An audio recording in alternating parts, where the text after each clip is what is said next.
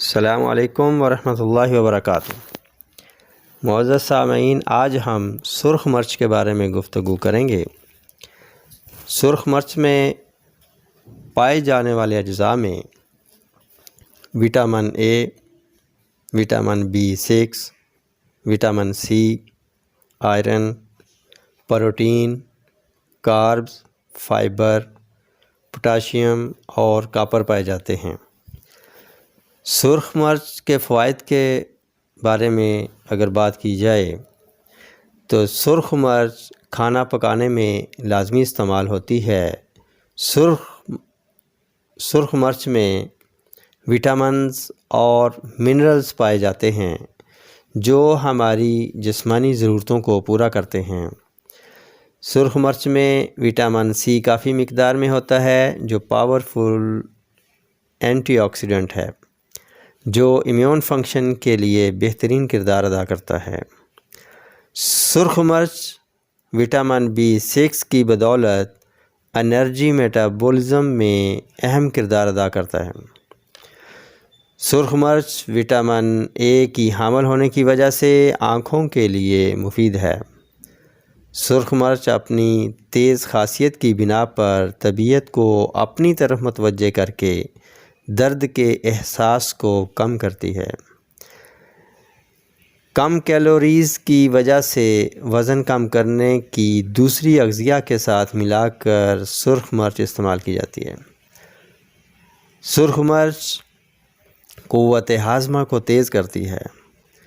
سرخ مرچ گرم خشک مزاج کی حامل ہے، بلغمی علامات میں مفید ہے اور بلغمی امراض میں بھی فوری اثر ہے۔ ہیضہ جب آخری سٹیج پہ ہو تو سرخ مرچ اپنا کرشمہ دکھائے بغیر نہیں رہتی، مریض کو موت کے منہ سے کھینچ لاتی ہے۔ اس مقصد کے لیے پسی ہوئی سرخ مرچ اور رائی دانہ برابر وزن پیس کر ملا لیں اور 2 چنے برابر 10-10 منٹ کے وقفہ سے لونگ اور دار چینی کے قہوہ سے کھلائیں۔ ہیضہ کا مریض جس کی نبض رک رہی ہو، سانس ٹھنڈی ہو جائے، جسم ٹھنڈا ہو جائے، حواس باختہ ہو جائیں، ایسے میں اسے کبھی بھی فراموش نہیں کرنا چاہیے۔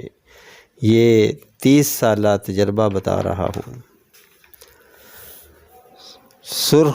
سرخ مرچ کا پاؤڈر لکنت والے مریض کی زبان پر قلیل مقدار میں ملنا مفید اثر رکھتا ہے۔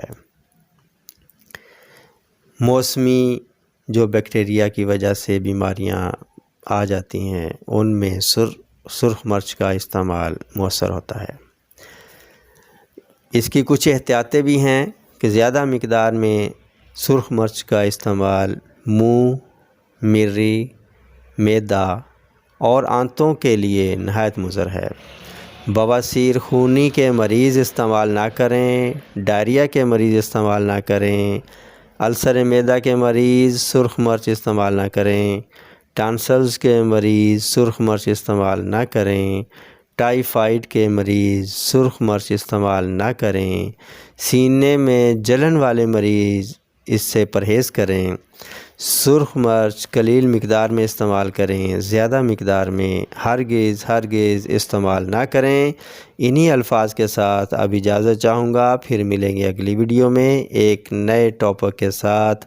تب تک کے لیے اجازت دیجیے۔ السلام علیکم ورحمۃ اللہ وبرکاتہ۔